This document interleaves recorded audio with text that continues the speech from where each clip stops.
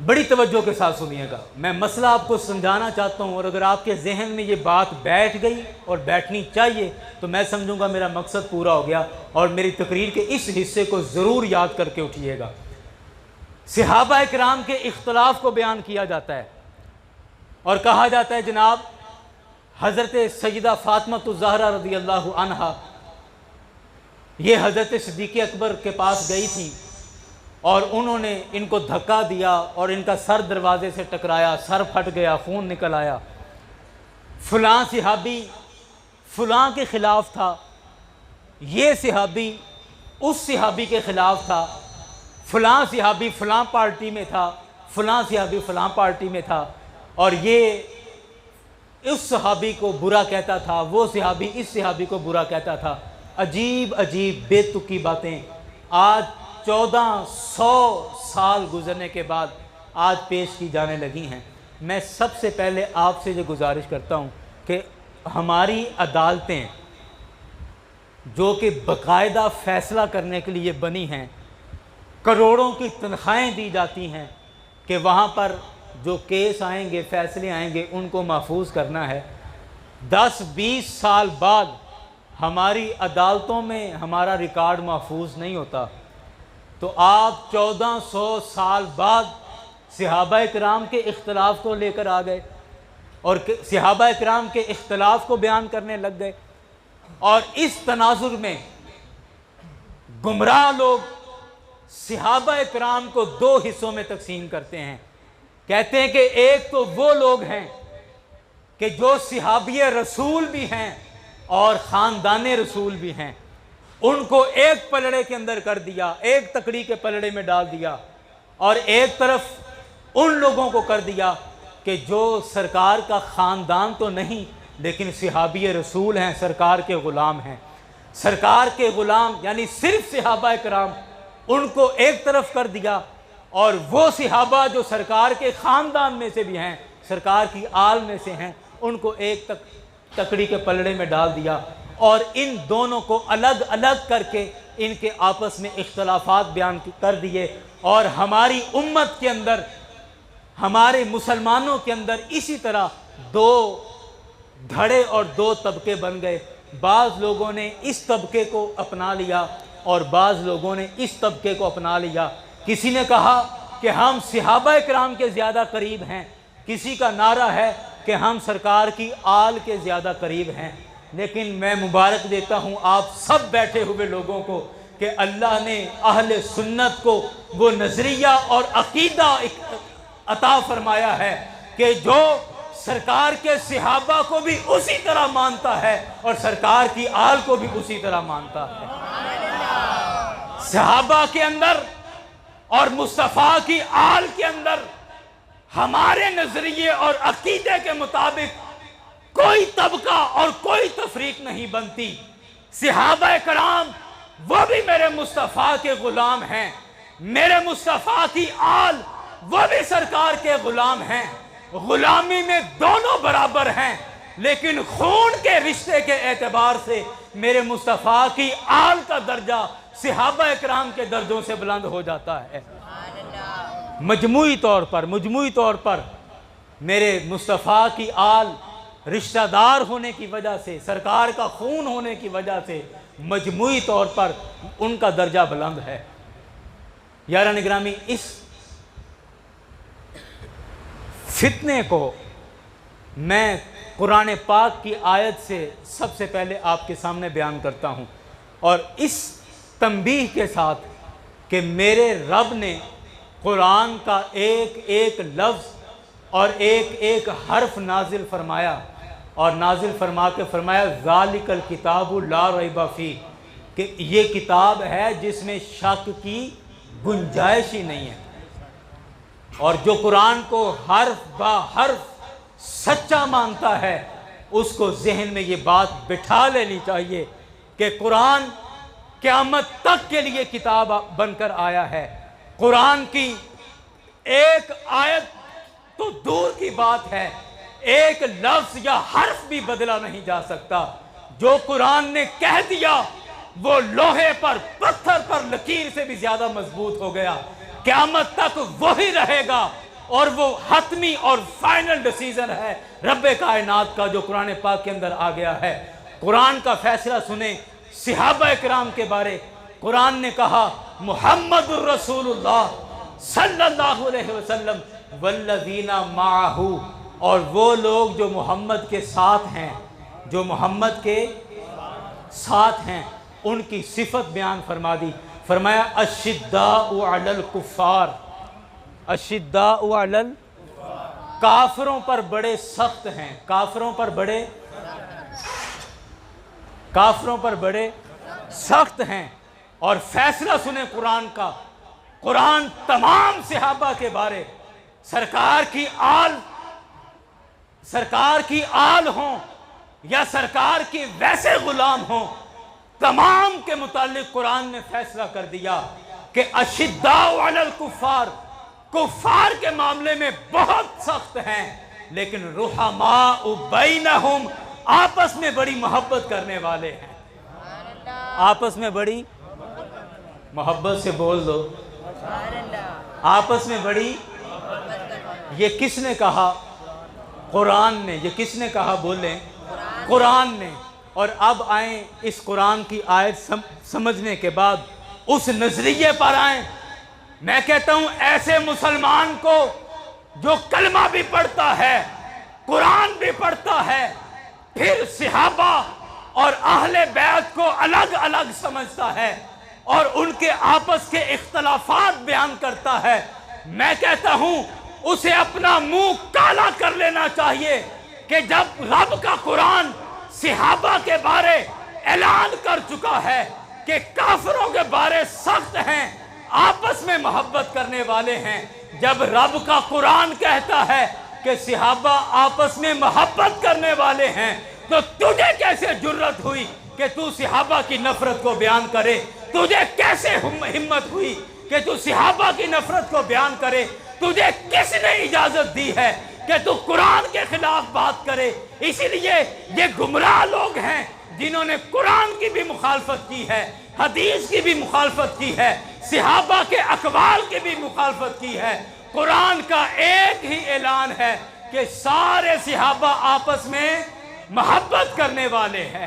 ہر صحابی نبی جنتی جنتی، سب صحابیات بھی۔ سرکار کے تمام صحابہ کے بارے قرآن کا حتمی فیصلہ آ گیا، اور میں سمجھتا ہوں کہ اس فیصلے کے بعد کسی اعتراض اور کسی چون و چرا کی کوئی گنجائش نہیں ہے۔ قرآن کا فیصلہ حتمی ہے۔ جب قرآن کہہ رہا ہے کہ وہ آپس میں بڑی محبت کرنے والے ہیں، تو تیری کیا اوقات ہے کہ تو کہے کہ وہ ایک الگ طبقہ تھا اور وہ ایک الگ طبقہ تھا؟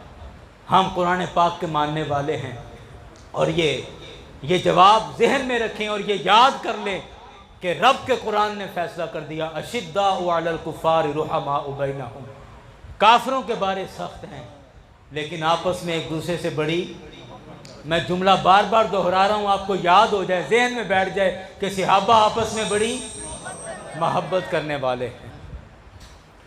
اب آئیں میں تاریخ سے آپ کو حوالہ دیتا ہوں اور یہ باتیں ذہن میں بٹھانے کی کوشش کیجئے گا۔ حضرت علی المرتضیٰ رضی اللہ عنہ، آپ کے ہاں پہلا بیٹا پیدا ہوا، نام رکھا حسن۔ دوسرا بیٹا پیدا ہوا، لوگ آئے مبارکیں دی، پوچھا حضور نام کیا رکھا ہے؟ فرمایا اس شہزادے کا نام حسین رکھا ہے۔ تیسرا بیٹا پیدا ہوا، اب ذہن میں رکھتے جائیے گا، تیسرا بیٹا پیدا ہوا، لوگ آئے مبارکیں دی، پوچھا حضور کیا نام رکھا؟ فرمایا میں نے اس کا نام ابو بکر رکھا ہے۔ بات کی تہ تک جائیں اور بات ذہنوں کی تہ تک جانی چاہیے۔ حضرت علی اپنے بیٹے کا نام ابو بکر رکھ رہے ہیں، اس کے بعد بیٹا پیدا ہوا، نہ ترتیب دیکھیں، حضرت امام حسین کے بعد جو بیٹا پیدا ہوا، لوگوں نے پوچھا کیا نام رکھا؟ فرمایا اس کا نام میں نے محمد رکھا ہے، محمد بن حنفیہ، اس کا نام کیا رکھا؟ محمد نام رکھا ہے۔ جب حضرت علی کی ہاں چوتھا بیٹا پیدا ہوا تو پوچھا نام کیا رکھا؟ फरमाया मोहम्मद के बाद नाम अबू बकर ही जचता है। हाय हाय। चौथा बेटा हजरत अलीउल मुर्तजा का रज़ी अल्लाहु अन्हु, नाम क्या है? अबू बकर। हजरत अली के यहाँ पांचवा बेटा पैदा हुआ। लोग आए, मुबारकें दी, पूछा हुजूर नाम क्या रखा है? फरमाया इस शहजादे का नाम उमर रखा है। अल्लाह अकबर, अल्लाह अकबर। अगले बेटे की विलादत हुई, पूछा हुजूर नाम क्या रखा है? हजरत अली फरमाते हैं इस शहजादे का नाम उस्मान रखा है। हाय हाय हाय। मैं कहता हूं आज जो सिहाबा का इख्तलाफ बयान करें, आज जो सिहाबा को एक पलड़े के अंदर और मेरे मुस्तफा की आल को एक पलड़े के अंदर रखने की कोशिश कर रहे हैं, हजरत मुश्किल कुशा मौला अली रज़ी अल्लाहु अन्हु ने आज से 1400 साल पहले उनके मुंह पर तमाचा मार दिया था कि तुम आले रसूल को, अहले बैत को सिहाबा से जुदा करना चाह रहे हो। मैं अली अपने बच्चों का नाम सिहाबियों के नाम पर रख रहा हूं। अल्लाह अकबर, अल्लाह अकबर। और ये सिलसिला यहां पर रुका नहीं, यहां पर रुका नहीं। हजरत अलीउल मुर्तजा के बड़े साहबजादे हजरत इमाम हसन रज़ी अल्लाहु अन्हु जवान हुए, शादी हुई, अल्लाह ने बेटा अता किया, पहला बेटा हुआ। पूछा हुजूर नाम क्या रखा? फरमाया मेरा नाम मेरे आका को बड़ा पसंद था, मैंने अपने बेटे का नाम भी अपने नाम पर हसन ही रखा है। और ये इमाम हसन का सबसे बड़ा बेटा, इनका नाम भी हसन था, लेकिन तारीख के अंदर हसने मुसन्ना के नाम पर इनको याद किया जाता है, यानी दूसरे हसन, हसने मुसन्ना यानी दूसरे हसन कह के इनको पुकारा जाता है। पहले बेटे का नाम हसन रखा, हजरत इमाम हसन के यहां दूसरा बेटा पैदा हुआ। पूछा नाम क्या रखा है? फरमाया मैंने इसका नाम अबू बकर रखा है। अल्लाह अकबर, अल्लाह अकबर। मैंने नाम अबू बकर रखा। तीसरा बेटा हुआ, पूछा नाम क्या रखा है? फरमाया इसका नाम उमर रखा है। इमाम हुसैन रज़ी अल्लाहु अन्हु के यहां पहला बेटा पैदा हुआ। पूछा नाम क्या रखा है? हजरत इमाम हुसैन का भी एक बेटा है जिसका नाम हजरत अबू बकर के नाम पर अबू बकर रखा गया, दूसरे का नाम उमर रखा गया, तीसरे का नाम उस्मान रखा गया है। पहले बेटे का नाम अली रखा गया था। यारान गिरामी, अब ये देखें, ये सीरत की और तारीख की तमाम कुतब के अंदर और ये तमाम मसालिक के उलमा ने अपनी, जिन जिन उलमा ने भी तारीख लिखी है किसी भी मसलक का हो, उसने तारीख के अंदर ये नाम इसी तरह दर्ज किए हैं, ये नाम इसी तरह रखे हैं। किसी भी मकतबा फिक्र के आलिम की आप कोई तारीख की किताब उठाकर देख ले। यारान गिरामी, अब मुझे बताएं कि कुरान का फैसला था कि सहाबा आपस में मोहब्बत करने वाले हैं, सहाबा आपस में मोहब्बत करने वाले हैं, और जिन लोगों ने सरकार के सहाबा को और सरकार की आल को अलग अलग करके पेश किया है, सरकार की आल ने उनका जवाब दिया और पहले से ही इसका बंदोबस्त कर दिया कि मेरे करीम आका के अहले बैत, हजरत अली सरकार के अहले बैत, हजरत इमाम हसन सरकार के अहले बैत, हजरत इमाम हुसैन सरकार के अहले बैत, और तीनों सरकार के अहले बैत ने अपने बच्चों के नाम रखे हैं तो सहाबा के नाम पर रखे हैं।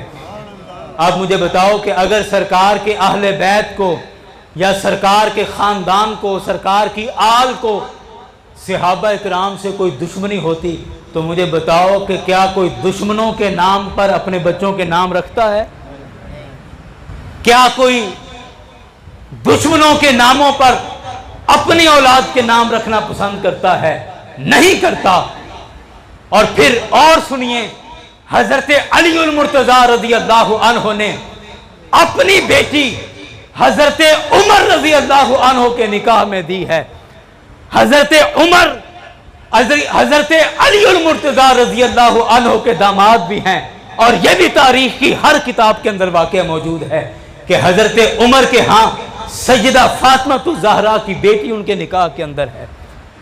तो हजरत अली उल मुर्तजा ने सहाबा इकराम के साथ रिश्तेदारियां करके और अपने बच्चों के नाम, अपने पोतों के नाम उनके नाम पर रख के ये ऐलान कर दिया है कि लोगों, कहीं इस फितने के पीछे ना चल पड़ना कि जो अहले बैत को एक धड़े के अंदर और सरकार के सहाबा को दूसरे धड़े में रखे। हम बच्चों का नाम रख के भी ऐलान कर रहे हैं कि रब का कुरान सच्चा है, रब का फैसला सच्चा है कि सारे सहाबा आपस में मोहब्बत करने वाले, बोलिए जरा, सारे सहाबा आपस में मोहब्बत करने वाले हैं। मैं आखिरी बातें अर्ज करके फिर गुफ्तगू को, टाइम तो काफ़ी ज़्यादा हो गया, मैं देख नहीं सका, घड़ी की तरफ ध्यान ही नहीं गया, और हमारे जो प्रोग्राम का एक फ़िक्स टाइम है वो मुकम्मल हो चुका है। और मैं इन्हीं कलिमात के साथ अपनी बात को इख्तिताम की तरफ लेकर जाऊंगा कि मैदान करबला के अंदर हज़रत इमाम हुसैन शहीद हुए, हज़रत हुर शहीद हुए, हज़रत अब्बास शहीद हुए, हज़रत अली अकबर शहीद हुए, हज़रत अली असगर शहीद हुए, औन शहीद, हज़रत औन शहीद हुए। हम इन सब का तो नाम लेते हैं, इन सब का जिक्र करते हैं, इन सब के तज़किरे तकरीरों में भी होते हैं। हज़रत इमाम हुसैन का जिक्र तो होता है, हज़रत इमाम हुसैन के बेटों का भी जिक्र होता है, लेकिन हज़रत इमाम हुसैन के वो बेटे जिनका नाम अबू बकर के नाम पर था, अबू बकर बिन हुसैन, वो भी करबला के मैदान में शहीद हुए। उमर बिन हुसैन करबला में शहीद हुए हैं, उस्मान बिन हुसैन करबला के मैदान में शहीद किए गए हैं। यारान गिरामी, ये भी एक बड़ी बददियानती है। तारीख को हमसे छुपाया जाता है कि हम सिर्फ उनके नाम लेते हैं जो हमें पसंद हैं या जो हमारे धड़े के अंदर आते हैं। अगर इमाम हुसैन से प्यार करते हैं तो हमें चाहिए कि हम इमाम हुसैन के सब बेटों का नाम लें जिन्होंने मैदान करबला में जामे शहादत नोश किया है। हम 72 लोग तारीख की किताबों में मौजूद है, हम कहते हैं 72 लोग शहीद हुए, तो क्या हमारी तारीख नहीं बताती कि उन 72 लोगों में इमाम हुसैन के बेटे अबू बकर भी थे, उमर भी थे, उस्मान भी थे। हाय हाय हाय, हमारे किसी आलिम ने एक मौके पे कहा था, फरमाया कि चले थे सरकार की आल की तरफ होकर चले थे, सहाबा थे दुश्मनी करने, और सरकार की आल में ही इतने ज्यादा अबू बकर निकल आए हैं सरकार की आल में ही इतने उमर निकल आए हैं। तुम हजरत अबू बकर से कैसे भाग सकते हो? हजरत उमर से कैसे भागोगे? हजरत उस्मान गनी से कैसे भागोगे कि सरकार की आल में एक नहीं दो अबू बकर हैं, दो उमर हैं और दो उस्मान पाए जाते हैं। अल्लाह अकबर, अल्लाह अकबर, अल्लाह।